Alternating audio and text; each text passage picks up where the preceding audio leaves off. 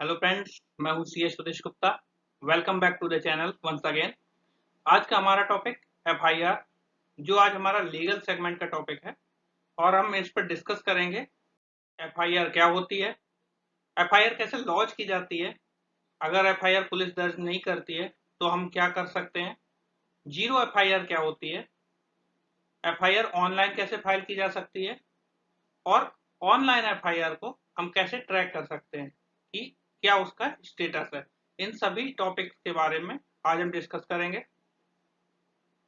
सबसे पहले हम डिस्कस करेंगे एफआईआर के बारे में। क्या होती है FIR? FIR means first information report, यानी कि अपराध से जुड़ी हुई जो भी सबसे पहली सूचना पुलिस अधिकारी को दी जाती है और पुलिस अधिकारी उस सूचना को अपने बनाए गए रजिस्टर में नोट करता है, तो उस प्रथम सूचना को ही फर्स्ट इंफॉर्मेशन रिपोर्ट यानी कि एफआईआर कहते हैं। एफआईआर किस तरीके का अपराधों के लिए की जाती है? जो कॉग्निजेबल ऑफेंस होते हैं और नॉन कॉग्निजेबल ऑफेंस होते हैं। कॉग्निजेबल ऑफेंस सीआरपीसी यानी क्रिमिनल प्रोसीजर कोड के सेक्शन 2 क्लॉज सी में डिफाइन किए गए हैं और जो सीआरपीसी का फर्स्ट शेड्यूल है उसमें कॉग्निजेबल ऑफेंस की जितनी भी श्रेणियां हैं वो सारी बताई गई हैं। कॉग्निजेबल ऑफेंस यानी कि संज्ञेय अपराध बहुत ही गंभीर किस्म के अपराध होते हैं जिनमें पुलिस ऑफिसर को अधिकार होता है कि वो अपराधी को या किसी भी पर्सन को जिसने अपराध किया है उसको बिना वारंट के गिरफ्तार कर सके यानी अरेस्ट कर सके। और नॉन कॉग्निजेबल ऑफेंस कम सीरियस नेचर के होते हैं, इसमें मामले की गंभीरता कम होती है, पुलिस ऑफिसर को कोई अथॉरिटी नहीं होती है किसी भी पर्सन को बिना वारंट के गिरफ्तार कर सके, और ये सीआरपीसी यानी क्रिमिनल प्रोसीजर कोड के सेक्शन 2 क्लॉज एल में डिफाइन किए गए हैं। कॉग्निजेबल ऑफेंस में एफआईआर दर्ज करने के लिए कोई भी व्यक्ति जिसको या तो अपराध की सूचना है कि अपराध हो चुका है या कोई अपराध होने वाला है, अगर उसकी भी सूचना है तो वो अपने नियरेस्ट पुलिस थाने में जाकर जो उसका स्टेशन हाउस ऑफिसर होगा उसको सूचित कर सकता है। कैसे सूचित करेगा? लिखित में भी सूचित कर सकता है या मौखिक रूप से सूचित कर सकता है।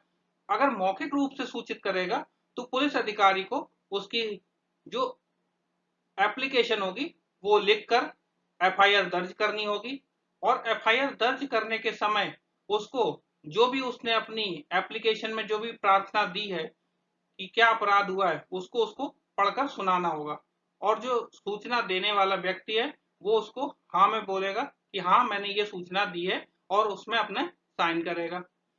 और जो पुलिस अधिकारी है वो क्या करेगा, इस सूचना को एफआईआर को एक अपने रजिस्टर में एफआईआर रजिस्टर में नोट करेगा और उसमें एक नंबर जनरेट करेगा जो एफआईआर नंबर होगा और इसकी एक कॉपी जो सूचना देने वाला व्यक्ति अपराध की सूचना देने वाले व्यक्ति है उसको कॉपी को फ्री ऑफ कॉस्ट देगा। तो कोई भी सूचना देने वाला व्यक्ति अगर कोई एफआईआर कराने जाता है तो इसकी free of cost copy signed copy लेना ना भूले, क्योंकि ये आपका अधिकार है। और अगर आप इसको भूल जाते हैं तो आप मान लीजिए कि आप हो सकता है कि एफआईआर दर्ज ना हो तो आप कहीं साबित भी नहीं कर सकते कि एफआईआर दर्ज हुई है। तो आपका ये अधिकार आप जरूर यूज करिए। आइए हम इसको एक कहानी के तौर पर देखते हैं कैसे क्या होता है। दो चोर होते हैं और वो चोरी करने के मकसद से बाहर निकलते हैं। उनको एक घर दिखाई देता है और वो उस घर में घुसकर चोरी कर लेते हैं क्योंकि घर में कोई नहीं होता है और उनको चोरी करने में एक मोबाइल मिल जाता है। मोबाइल लेकर वो फरार हो जाते हैं, गायब हो जाते हैं। अब जो घर का मालिक है वो जब घर में आता है तो देखता है कि चोरी का सामान गायब है और उसका मोबाइल भी गायब है। तो वो अपना क्या अधिकार है? उसका अधिकार है कि वो जाकर पास के नियरेस्ट पुलिस स्टेशन थाने में अपना एफआईआर दर्ज कराए। तो वो क्या करता है, सबसे पहले जाकर नियरेस्ट पुलिस स्टेशन में स्टेशन हाउस ऑफिसर से मिलता है जाकर और उसको बताता है कि मेरे साथ साथ ये दुर्घटना हो गई है, आप मेरी इस दुर्घटना को एफआईआर में नोट करके मुझे रजिस्टर्ड कॉपी दे दीजिए। तो वो एक एप्लीकेशन कंप्लेंट के रूप में लिखता है to the officer in charge police station, जो भी नियरेस्ट पुलिस स्टेशन होगा उसका नाम, डिस्ट्रिक्ट और स्टेट।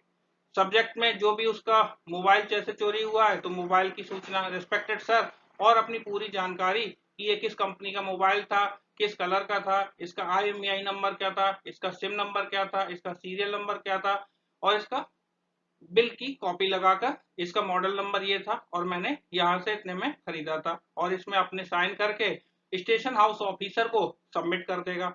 स्टेशन हाउस ऑफिसर क्या करेगा, अपने जो एफआईआर रजिस्टर है उसमें इसको नोट करेगा और उसकी एक साइंड कॉपी होगी जो एफआईआर की, उसको जो एप्लीकेंट है या जो सूचना देने वाला, अपराध की सूचना देने आया है, उसको फ्री ऑफ कॉस्ट इसको प्रोवाइड कराएगा। अभी हमने डिस्कस किया एफआईआर इन कॉग्निजेबल केसेस। अब हम डिस्कस करेंगे FIR in non cognizable cases. Non cognizable cases का एफआईआर कब दर्ज होती है कि जो section 155 of CrPC criminal procedure code में डिफाइन किए गए हैं, ये थोड़े कम सीरियस नेचर के होते हैं। इसलिए इसमें क्या होता है कि जो सूचना, अपराध की सूचना देने वाला व्यक्ति होता है, वो नियरेस्ट पुलिस स्टेशन में स्टेशन हाउस ऑफिसर के पास जाता है। स्टेशन हाउस ऑफिसर उसकी सारी सूचना एक रजिस्टर में नोट करता है। उस रजिस्टर को एनसीआर रजिस्टर, जिसको नॉन कॉग्निजेबल रजिस्टर बोलते हैं, और उसमें सारी सूचना लिखने के बाद वो स्टेशन हाउस ऑफिसर उस व्यक्ति को जो सूचना देने वाला है उसको मजिस्ट्रेट को रेफर कर देता है।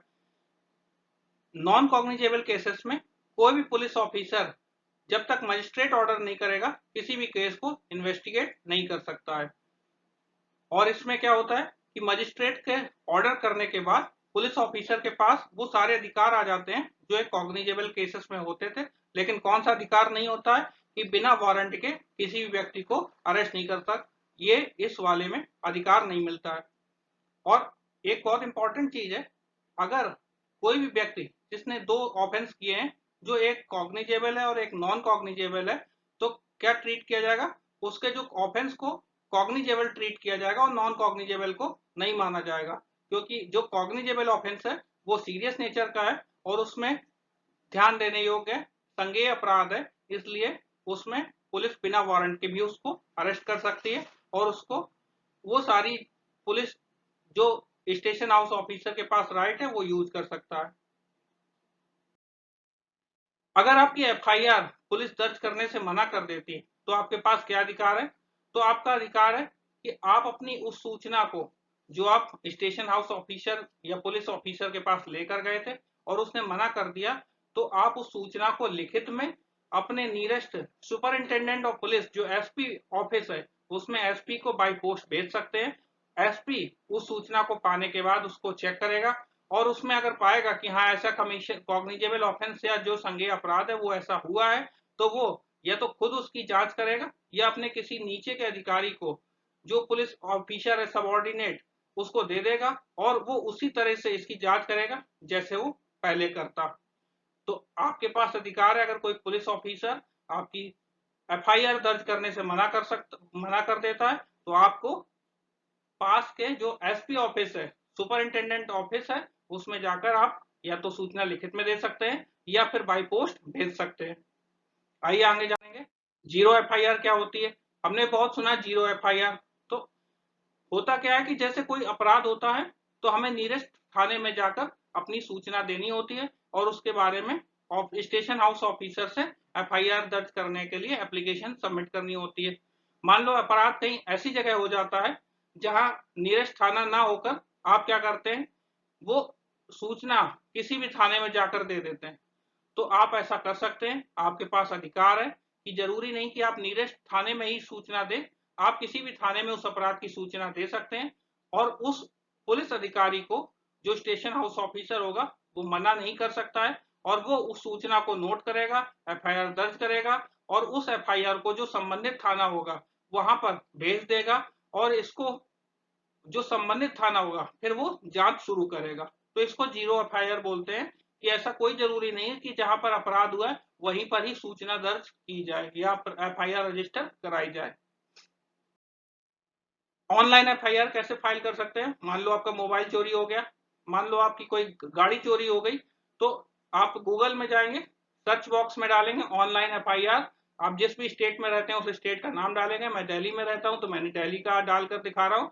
ऑनलाइन एफआईआर इन दिल्ली सर्च करेंगे, ये सर्च ऑप्शन आएंगे, सिटीजन सर्विस दिल्ली पुलिस की ये पहली जो ऑप्शन आएगी उस पर क्लिक करना है, www.delhipolice.nic.in सिटीजन सर्विसेज। जैसे ही क्लिक करेंगे ये साइट खुलेगी और ये साइट जैसे ही खुलेगी आप देखेंगे यहाँ कंप्लेंट लॉजिंग आ रहा है, my motor vehicle theft FIR, e FIR आ रहा है, थेफ्ट ई एफआईआर आ रहा है। तो जो इलेक्ट्रॉनिक एफआईआर दर्ज करने का तरीका है वो आप जाकर ऐसे कर सकते हैं। जैसे ही आप थेफ्ट EFIR पर क्लिक करेंगे आपको एक स्क्रीन विजिबल होगी, police report of article document lost in Delhi. आपको इसमें कंप्लेनेंट का नाम फिल करना है, उसका फादर मदर नेम फिल करना है, कंप्लेनेंट का एड्रेस, कंप्लेनेंट का मोबाइल नंबर, कंप्लेनेंट का email ID, place of loss in Delhi, जहां पर भी वो चीज लॉस हुई है उसका प्लेस का नाम डालना है, डेट ऑफ लॉस, जिस डेट में लॉस हुआ उस डेट को सिलेक्ट करना है, टाइम ऑफ लॉस ऑफ, जो भी टाइम में चोरी हुआ है अगर आप जानते हैं इपनोज तो वो डालना है, लॉस्ट आर्टिकल का नाम डालना है, डिस्क्रिप्शन डालना है, इसको ऐड में क्लिक करना है और यहाँ पर एक ऐड हो जाएगा। यहाँ पर अगर कोई अदर डिटेल है उससे रिलेटेड तो उसको फिल कर देना है। यहाँ पर आपको ये कोड डालना है, सबमिट कर देना है, आपकी EFIR दर्ज हो जाएगी और आपको EFIR दर्ज होने के बाद एक EFIR नंबर मिलेगा जिसको आप ट्रैक कर सकते हैं। कैसे ट्रैक करेंगे? तो आप जाएंगे गूगल पर, डालेंगे how to track FIR online in Delhi, how to track FIR status online in Delhi. जैसे ही सर्च करेंगे इसमें बहुत सारे ऑप्शन आ जाएंगे, आपको ये जैसे ही दिखेगा www.delhipolice.nic.in, आपको इसको सिलेक्ट करना है। जैसे ही आप क्लिक करेंगे ये पेज खुल जाएगा, FIR रजिस्टर्ड।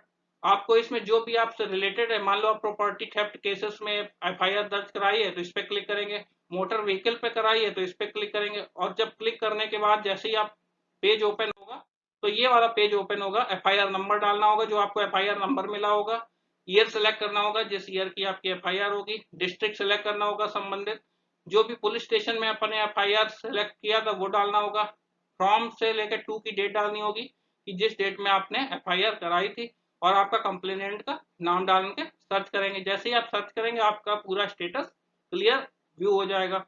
तो ये था FIR से संबंधित सारी जानकारी। आशा करता हूँ आपको आज का टॉपिक काफी संबंधित लगा होगा, आपको अपने अधिकारों के बारे में जानकारी मिली होगी। आगे ऐसे ही मैं लीगल सेगमेंट के और भी टॉपिक लेकर आता रहूंगा। आशा करता हूँ आपको मेरे टॉपिक पसंद आ रहे होंगे। अगर आपने अभी तक मेरा चैनल सब्सक्राइब नहीं किया है तो प्लीज मेरा चैनल सब्सक्राइब करें, वीडियो को लाइक करें, वीडियो को शेयर करें और अपने कमेंट्स मुझे बताते रहें ताकि मैं अपने आपके द्वारा बताए गए इनपुट्स को ध्यान में रखकर अपनी चीजों को अच्छा करता रहूं। आपसे जुड़कर बहुत अच्छा लगता है। आप मेरे इन सोशल मीडिया पेजेस पर भी जुड़ सकते हैं। आज के लिए बस इतना ही। Thank you so much. Good bye.